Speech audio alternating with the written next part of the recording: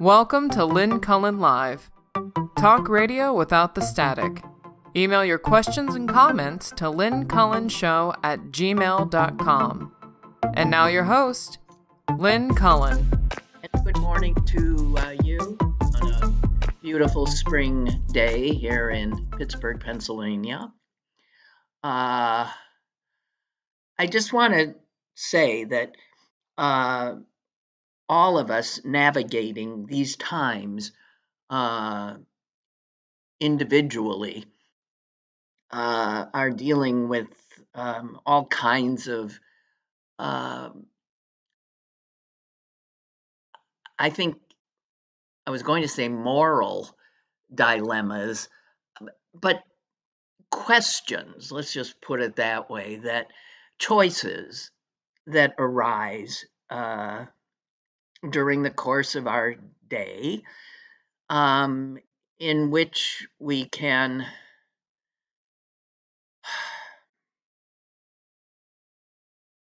choose to be more mindful of the fact that these are not ordinary times, because it is easy as we live our lives to forget. And some would argue to need to forget, but I suspect now that quite the opposite is that we are called upon to need to remember as much as we possibly can that these are not ordinary times, that life as we've known it is at extraordinary risk. And this is not, again, speaking like some lunatic with a sandwich board saying the end is near. This is the opinion of a lot of people who are certainly more educated and able to make that kind of a judgment than am I, that these are consequential and in many ways terrifying times. But the odd thing is that our lives go on, and so it is so easy as you go. I mean, my day, I have a very busy day. There are workmen here in my house. I'm keeping my house up. I have errands to run. I'm expecting company tomorrow. I have a appointment with somebody that I have never met, who my brother put me in touch with, that I'm doing later this afternoon. I mean, my life goes on. And while my life is going on, my country is coming apart. It's so odd that those two things can be happening simultaneously. I was invited to a friend's house for dinner last night, and while there, I found myself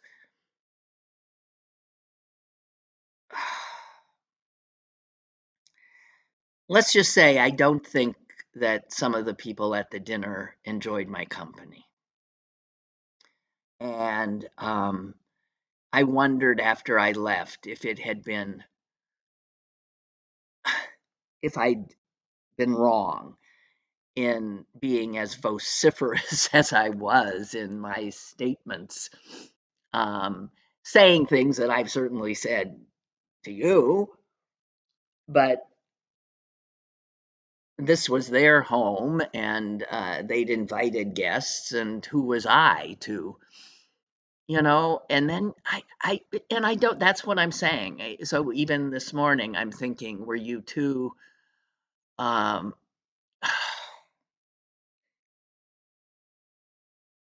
I don't know how to do this. I've never done this. I've never found myself living in a country that was losing its freedoms and like sleepwalking into a nightmare. Of course, most of us feel like we're already in the nightmare. I was very loudly saying last night that it's probably too late and we already are essentially an autocracy. Certainly that we've lost our democracy in huge ways. But I really don't know how to navigate. I don't even know how to navigate this program anymore, and I have been doing this kind of thing for almost my entire adult life. My entire life. And now I feel like I don't know what my responsibilities are. I used to think that the biggest thing I needed to know how to do is how to please my audience. And I can tell you, and I don't have any problem telling you, my audience is not as large as it was before Trump took office the second time. Because quite clearly, a number of people in the audience I had did not want what I was what I was spewing, and yet I couldn't stop, and I don't intend to because I just don't. I think I feel like I have this responsibility. I don't know. I don't know. I don't want to harangue people, which is what I think I was doing last night. I don't know how to do this very well. And I'm just telling you that. And thank you, Milton. Milton understands. He's feeling the same. He says, a stranger in a strange land is how I find myself feeling in the most visceral manner. Yeah. Thank you, Milton. Yeah. A stranger in a strange land, and yet I'm in my own home, in my own country. Going to dinner at my friend's home, shopping, doing my errands, and yet I'm feeling so lost and frightened. And I'm quite sure I'm not doing enough. So, okay, I'll stop. I'll stop. Oh, Jonathan is saying to Milton, well said. Yes, a stranger in a strange land is how I find myself feeling. How sad. How incredibly sad.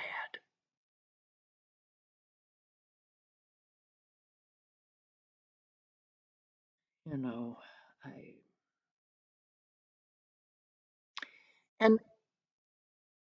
and speaking out is the least it seems the least we can do. The very least we can do. So, looking at like the news today and seeing that the executive producer of 60 Minutes has resigned, has left. He has left in protest because he says he is being interfered with for the first time in his career, and he has been the executive producer of 60 Minutes for a quarter of a century. And in these times, in these not normal times, what he had known in his important work has changed. And so he used to have freedom, and he's resigned because his freedom has been taken from him by the people he works for. And that would be CBS, but then you have to go above CBS to Paramount, and then above Paramount to Sherry Redstone, billionaire, who apparently is intending to merge with another big gargantuan corporation, and she needs to stay on the good side of our new Fuhrer. And she's not particularly now, because he, the Fuhrer, is suing one of her entities for doing its job. That would be CBS and 60 Minutes. But as these people cave and these institutions cave one by one, each one is another stone that's coming out of the foundation of our democracy, of our way of life, of what we have known. So I'm taking note of those who are in protest, and they are leaving what they love in protest. This man loved his work. He said it was his life, but he could not, because he has a measure of honor. He could not continue working for these people who are capitulating, and who are capitulating by taking away his freedom to do his work. And so you have him, and you have 3 federal prosecutors also in New York, who were told by the Fuhrer's chief law enforcement officer, that would be the Attorney General, a fascist named Pam Bondi, that they were already suspended, and they were to apologize. They were to be abased for the crime of having pursued criminal charges against the mayor of New York City. Criminal charges that were totally justified. They had done nothing wrong.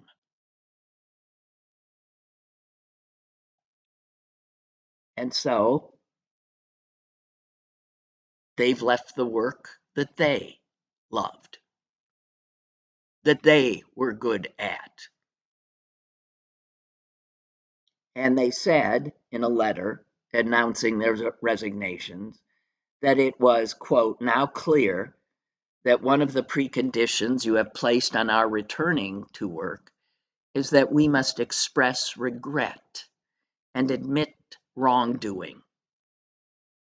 We will not confess wrongdoing when there was none. The department, that's the Department of Justice. I choke on the verbiage now, because it has nothing to do with justice anymore. The Department of Justice, these 3 good people said, has decided that obedience supersedes all else, requiring us to abdicate our legal and ethical obligations in favor of directions from Washington. That is wrong.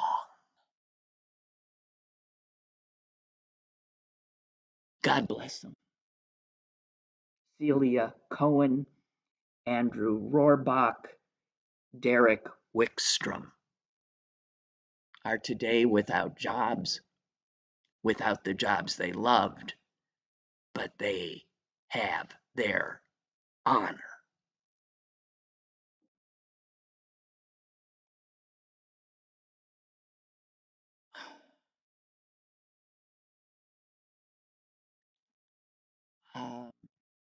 And one other thing, if I may. A letter.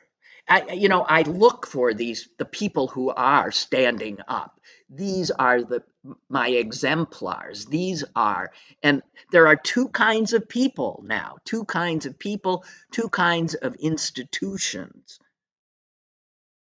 Those that stand up and resist, even if it costs them their livelihoods.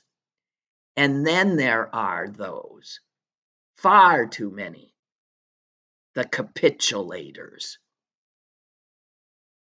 And we're now seeing, it's just astonishing to see who's who.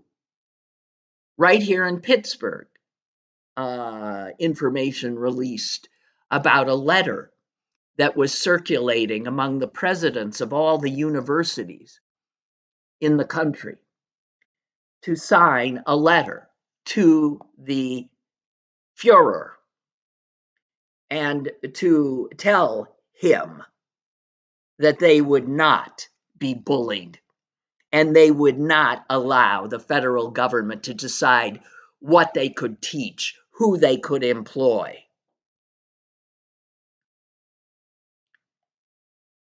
I am sick to report that only one, as far as I know, only one institution of higher learning in Pittsburgh is a signatory to that letter, signed by hundreds of presidents of universities throughout this country. And that is the president of Carnegie Mellon, Farnham Jahanian, signed it.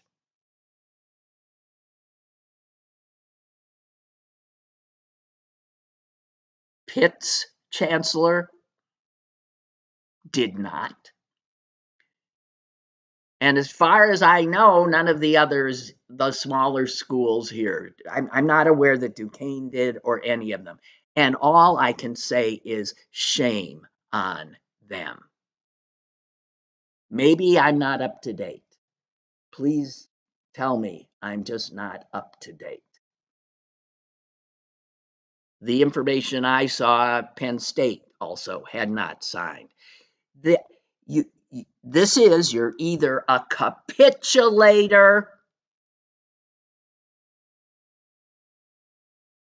or you're showing resistance to this fascist takeover of our country.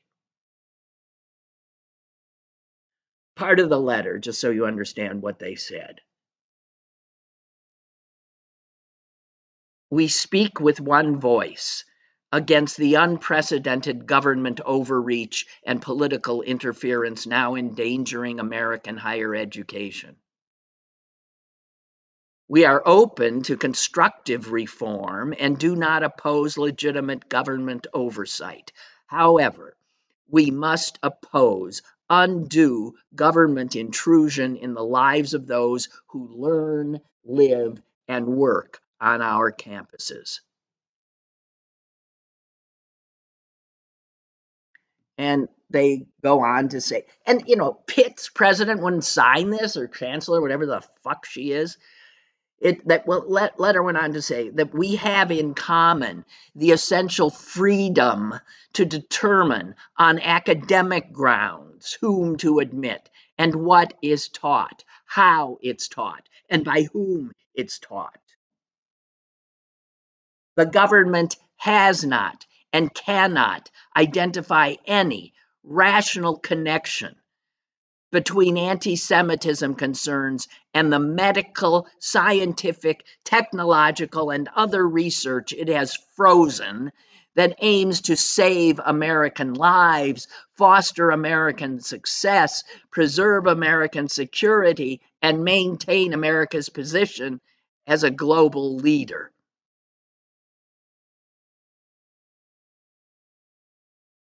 Now, and here again, and I've talked about this, the anti-Semitism thing. That's the pretext that this anti-Semitic Führer is using to come after the universities. It's cynical as hell. He doesn't care a whit about Jews. As I've said, he's using Jews as human shields. And it brings me to my final letter and act of resistance. And this is a letter that was sent recently to Der Fuhrer, and it was a letter signed by the heads of a slew of American Jewish organizations. And again, this American Jew took note of who signed and who didn't. And I assure you, it will inform where my charitable dollars go in the future and where my respect goes. The signatories here said this to Der Fuhrer: "We reject any policies or actions that foment or take advantage of anti-Semitism and pit communities against one another. And we unequivocally condemn the exploitation of our community's real concerns about anti-Semitism to undermine democratic norms and rights. It is both possible and necessary to fight anti-Semitism on campus, in our communities across the country, without abandoning the democratic values that have allowed Jews and so many other vulnerable minorities to thrive. These actions do not make Jews or any community safer. They only make us less safe." The signatories include the Union for Reform Judaism, the Central Conference of American Rabbis, the Religious Action Center of Reform Judaism, the National Council of Jewish Women, the American Conference of Cantors, the Conservative Movement's Rabbinical Assembly, the Jewish Council for Public Affairs, and what's missing is the Orthodox Jews. Shame on them. Shame on them for their lack, for their credulity. Dear God.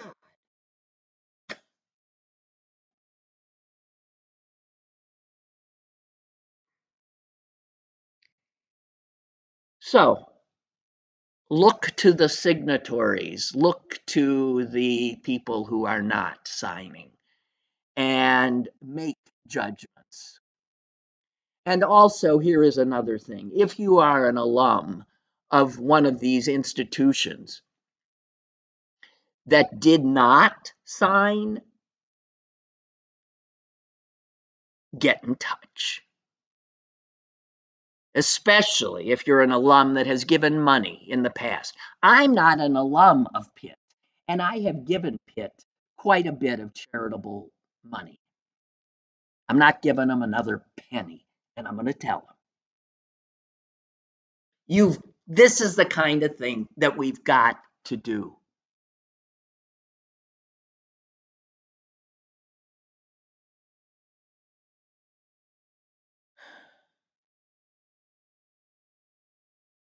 Yeah. Gigi writes, I find myself going about my day, suddenly stopping like I'm in shock as I think about what's happening, and then I drop back into my day. It's bizarre. Yeah, it's bizarre. But it's real, and it's happening. And these people who have such power and are abusing it are masters at dividing us. And the one division that they have created that I think is worthy of our attention is this division between resistors and capitulators. And you can't be in both camps. It doesn't work that way. I don't know if the caller's still there. I just saw you. Hello. Hello. Hello. Yes. I agree with you on the majority of the stuff. But as far as colleges, I wouldn't give them one penny of anything. I think they charge the students too much. And some of your higher administrators make way too much money. They play too many sports people like Paterno used to be at Penn State. Too much money. And another thing, they should pay friggin' taxes, just like everybody else. Harvard makes a lot of money. Harvard is rich. So, that tax part, but the rest of it, him telling them what they can teach or what they can, that's illegal. And I don't agree with that. But paying the taxes, I have no problem them paying. There's a lot of businesses and places I think should pay taxes. I actually think the churches should start paying taxes now. Some of these churches, if you want to be political, then you're going to pay taxes. Yeah. That's just how I feel about it. Yeah. I It's understand. getting ridiculous. And I agree with you. I would never, but I do see some little glimmers of hope. I do think we're going to go into a major recession. I do agree with that. I do think some terrible things are going to be messed up. But I do see Trump as he does. He goes at things hard like these tariffs. Now he's starting to change his mind. He's seeing that. Absolutely. He turns tail and runs all the time. He sees a shining object, gets all excited, and then he goes on to something else. It fades away. Like the immigration thing. It's still going on, but yet it's like he can't concentrate on one thing very long. He's got to go to something else. So like a little kid, you got to play with another toy or something. I mean, it's just, I don't know where it's going to end up. I don't think it'll be good. Nope. But I do see things happening that are stopping him. And some of these judges in the Supreme Court, which I'm surprised, went against him on stuff, which is encouraging. It's not great, but a little bit better than I thought it was going to go. Like this deportation, I was going to let them go on, and they blocked it. Some of the people I didn't think would. Yeah, we'll see. We'll see, but we'll see. I mean, it's such a small glimmer of hope, but the rest of the stuff, I agree. And made a mistake. I started talking to my daughter-in-law over Easter, and oh my God, my jaw was just couldn't keep it shut because I was like, she thinks that this tariff's gonna just a few months and it's all gonna level up. And they're gonna bring jobs back here, and she's an educated person. Well, she thinks Trump's or but it's people like her until they somehow shake off whatever delusion that has consumed them. We're in big trouble. They have got to finally stop lying to themselves. And another thing, did you notice that they don't care if you lose your job, somebody loses their job? No, that's right. When it hits them, because she even told me that. If she loses her job, her husband loses her job, which our son is, then it hits home. I said, well, it's too late. It's too, you know what I mean? Yeah. It could happen. It's just, it's amazing. Like you say, they're delusional. Yeah. And it was, then I'm telling.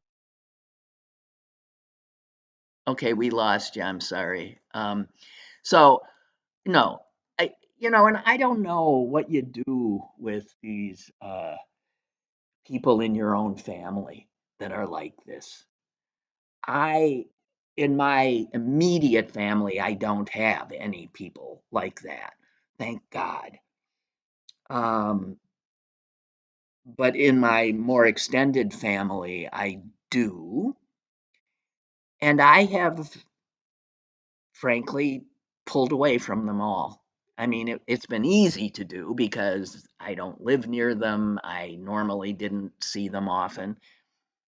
And so it's easy. But for those of you whose parents or children or siblings uh, are people who have put us in this place, I don't know how you navigate that. I don't know how. I can't imagine it. Mord writes there's some historical irony in that the lone signer of the letter from the university presidents was Carnegie Mellon, given the benefactor of that institution and his rather complicated belief system that led to his amassing his fortune. Well, yeah, in both instances, Carnegie and Mellon. And in fact, that Mellon, the Mellon money, right, is one of the biggest contributors. Is his name Timothy? Didn't earn his money, came into it. Timothy Mellon, who is one of the biggest, other than Musk, funders of, the Fourth Reich. Yeah. There's been something I've been wanting to, a story I'd read that I'd wanted to share with you again about just indicative of these horrific times we're living in, and the Der Fuhrer's, you know, helpers, um, the ones who are just following orders, and who will, if ever we prevail again, the people, who will hide in the shadows and reimagine their histories and what they did.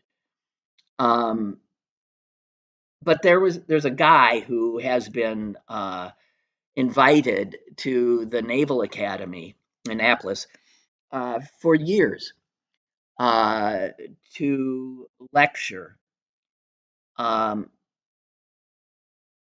the cadets. Is that what they're called? Cadets? I know that's the West Point. I don't know. The midshipmen, right? I don't know. Anyway, the students. He's been doing it for years, and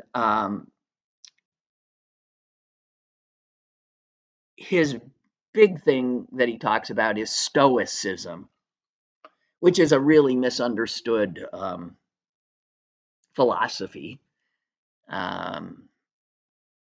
But he was scheduled on April 14th to do what had become a pretty annual speech to the entire sophomore class. And he said he had titled this speech Freedom. An hour before he was to give his speech, he got a phone call. And he was asked,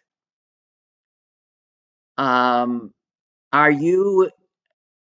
just want to make sure that you are going to not mention the recent removal of 381 books from the Naval Academy's library, which was a big story at the time, seeing as books about the Holocaust were removed, books about racism and by Black authors were removed. However, books by Adolf Hitler, Mein Kampf, were not. And of course, this guy was going to mention it. And so he was told that he was disinvited.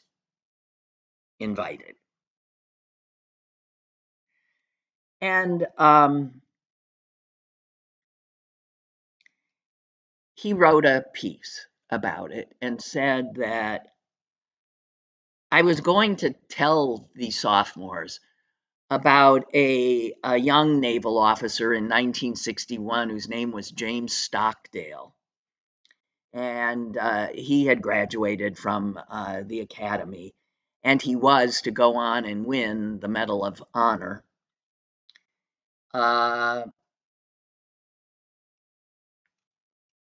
And he had eagerly gobbled up books on Marxism. And he had written about it. He says you have to go to the primary sources. So he said we read no criticism of Marxism. All year, all we read were the works of Marx and Lenin. And that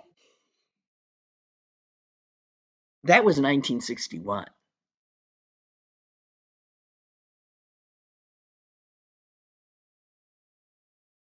And this guy was going to go on to explain why this future Medal of Honor recipient thought his education had been so good.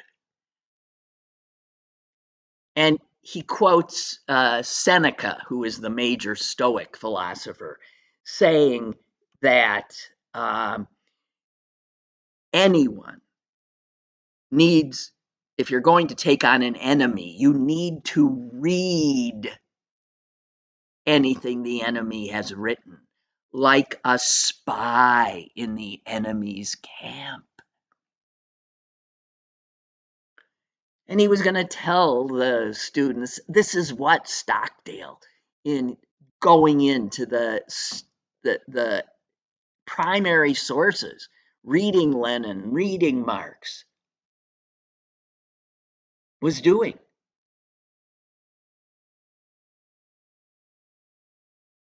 And here we have an administration that is making us less safe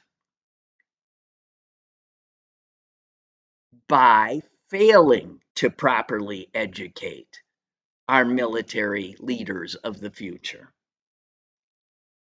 And this guy who was disinvited an hour before his speech was also going to remind them of the 1950s, when books were banned again, and ideas of anything written by a commie would not be proper reading for an American.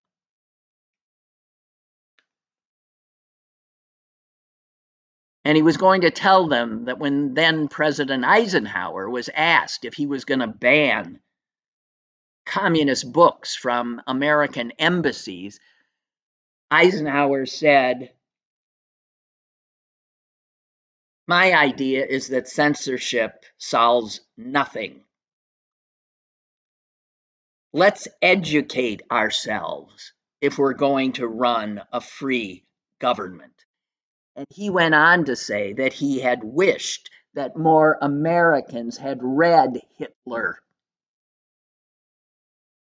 because it might have helped America anticipate what was going to happen and to perhaps begin to fight it sooner.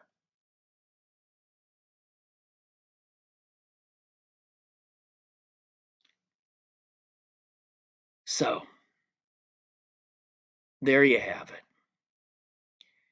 It's just another little picture, another little story, another little instance. So that the caller mentioned that Trump, goes from one shiny object to the other. Yeah, he might. But his busy worker bees, they are not. They've all been given their assignments and they are carrying them out.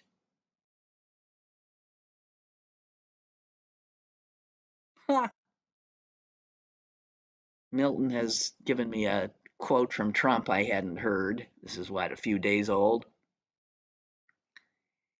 It is high imperial treason to troll me on Facebook and Twitter. Hey, well, I suppose I'm committing high imperial treason. Wow. Fuck you, you pathetic little man. Jesus.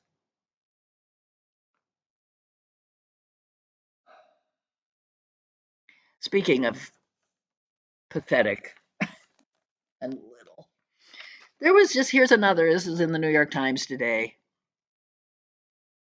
The 50th anniversary of the end of the Vietnam War is coming up in a week, April 30th. And the United States has, in the last, I don't know, few decades, really, really done a lot of work trying to rebuild relationships with that nation. And there was a big celebration that was planned. We were, of course, going to be part of it. There was going to be, well, there still will be, a huge parade in Ho Chi Minh City, and all kinds of other stuff. The American ambassador was expected to be there. A bunch of American vets of that war are going to be there. Trump has told all senior diplomats that they are not to take part in any of the events.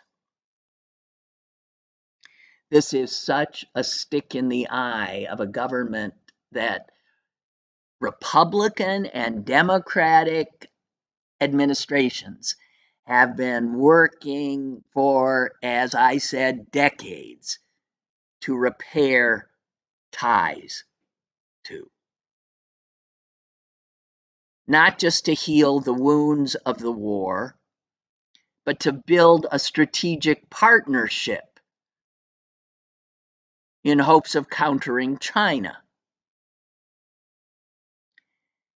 And this article goes on to talk to some of the vets who are just blown away by it. They say, we've been doing incredible work with the Vietnamese we fought against, with the Vietnamese we fought alongside of, both sides. We've all been doing work. Good work, like locating unexploded ordnance, finding soldiers still missing, cleaning up after Agent Orange.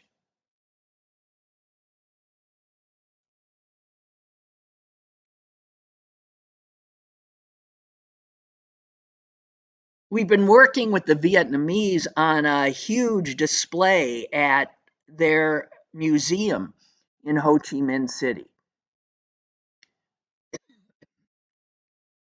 And all of that, now, he's blown up.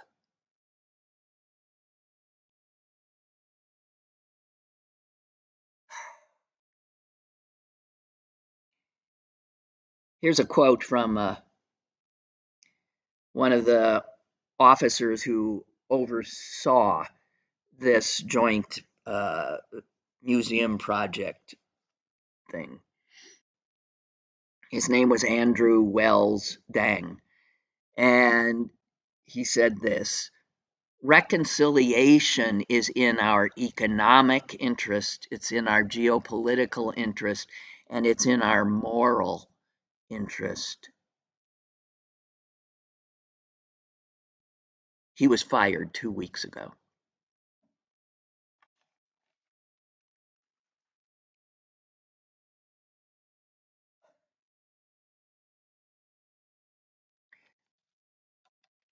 Um,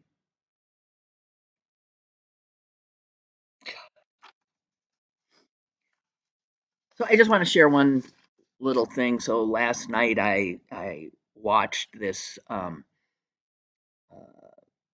event that was happening in Green Bay um, that my family sponsored, and it was this Palestinian and an Israeli. I think I've mentioned this. The Israelis' parents were killed in the massacre of October 7. The Palestinian had a brother who died from injuries suffered by when he was in an Israeli prison. Um, and they go all over the world talking about reconciliation, about nonviolence, about, and it was powerful as hell. I knew it would be. The Israeli said one thing that I thought was great. He said how, when he talks about that, when he says what he says, how he's often told he's naive. People will say to him, "Well, you're obviously a really good man, not to want to kill the people who killed your parents. You're essentially a real Christian, right?" They tell this Jew, "but you're naive." And he said, "Yeah, they tell me I'm naive. And I say to them, I'm naive? You think force will provide security?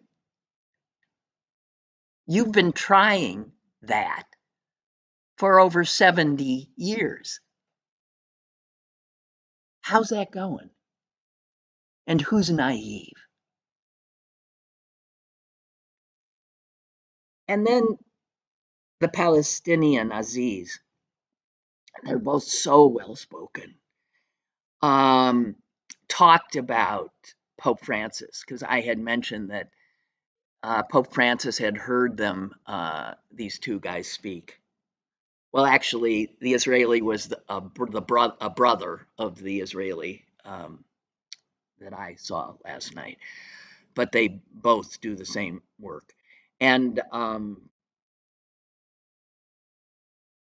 they talked about how when they were speaking, and I've seen the video, the Pope was so just blown away by them. He's sitting, there in his chair, and he just starts motioning toward them with his hands, come to me, come to me. And Aziz the Palestinian guy said, so I saw that and I just started running toward him. And he said, I would have looked like I was maybe about to attack him, but I ran, and the Israeli along with him, they ran into the Pope's outstretched arms, and he just held them. And he told them, this is what he said last night. He said the Pope said to them, because this was very soon after October 7th, the Pope said to them, there are no words I have in the face of such tragedy. But let us be silent. And he just continued to hold them in silence.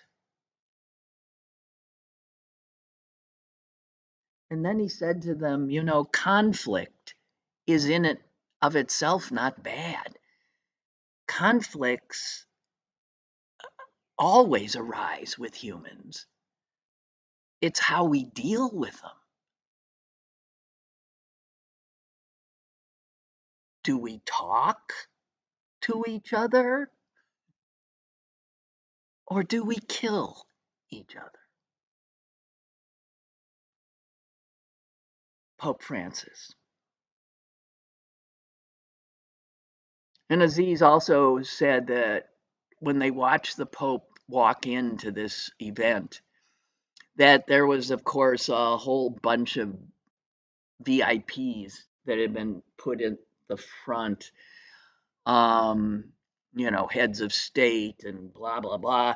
And there was another section a little bit off to the side that were filled with, he said like disabled people and, well, they weren't VIPs.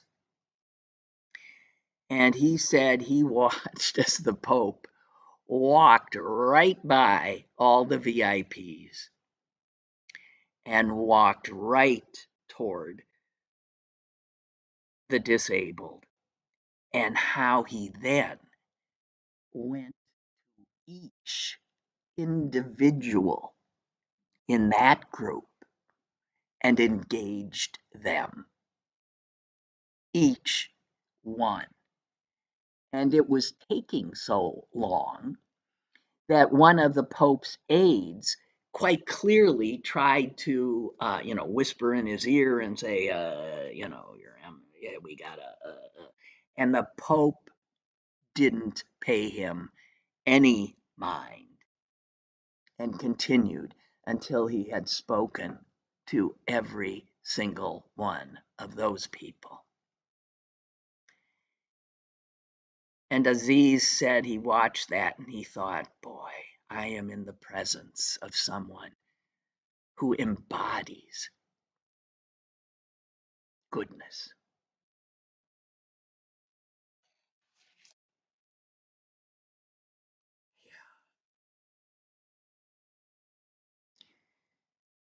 We are in the clutches of someone who embodies evil and brutality and cruelty. And again, I say, we must resist in every way we can. Just be mindful. Again, on any given day, what can we do? And I would tell each of you, just like today, just finding out about that letter from university leaders, find out if a university you have a relationship with, either as an alum or somebody who's given money, tell them what you think. Tell them they're capitulators. Tell them they're on the wrong side, and tell them you're ashamed of them.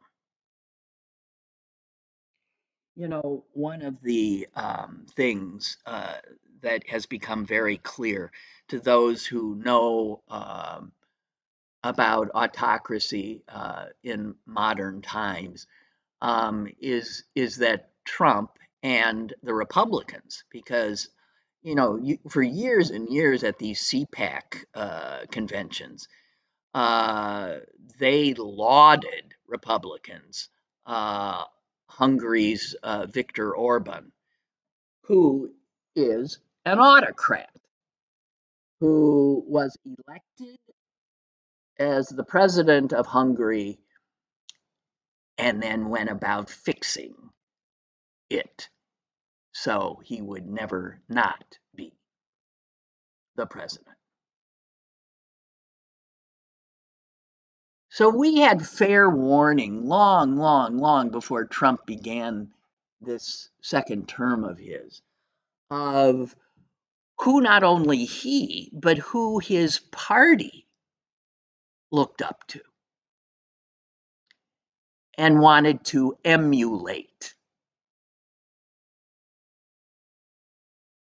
And what's been said by the people who are scholars of authoritarianism is, and I know you've heard this, but it bears repeating, is that Orban, when he came in, when he was elected, pretty much initially worked through the democratic institutions and systems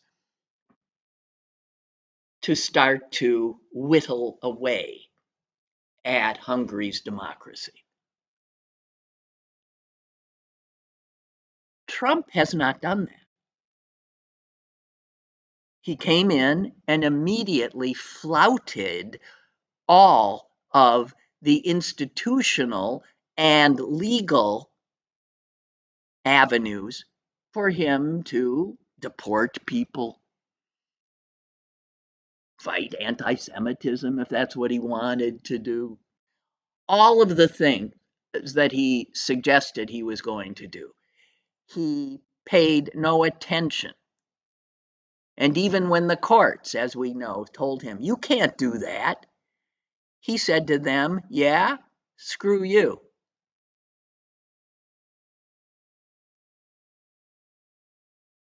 So Trump from day one did not bother with the slow pace that Viktor Orban set.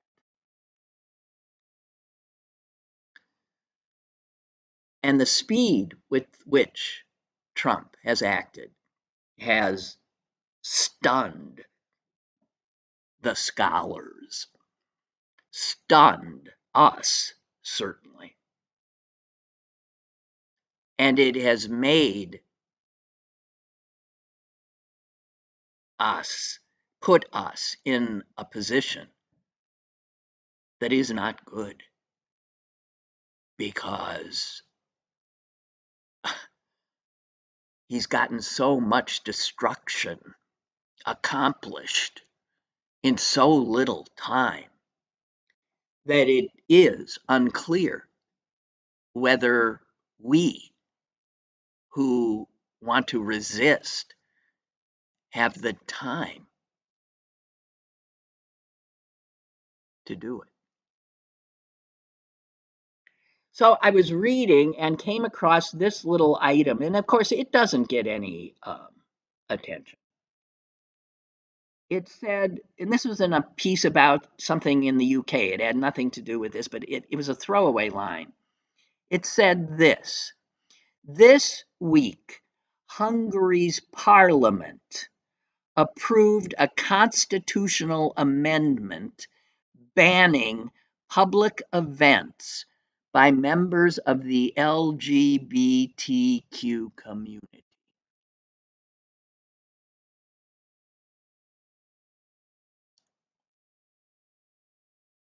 I share that with you so that you will know where we're heading. Hungary's parliament, like our Congress, does what Orban wants them to do. And they have passed a constitutional amendment that takes, obviously, the right of assembly and expression away from gay people. So it's going, I would imagine, to happen here as well. Just so you know, because he is their North Star.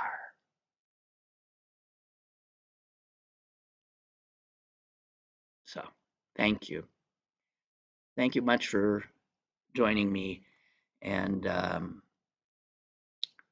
let's stick together and stay on the right side and be loud.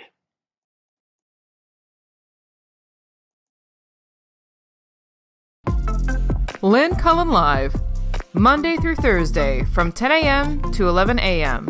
and archived at pghcitypaper.com.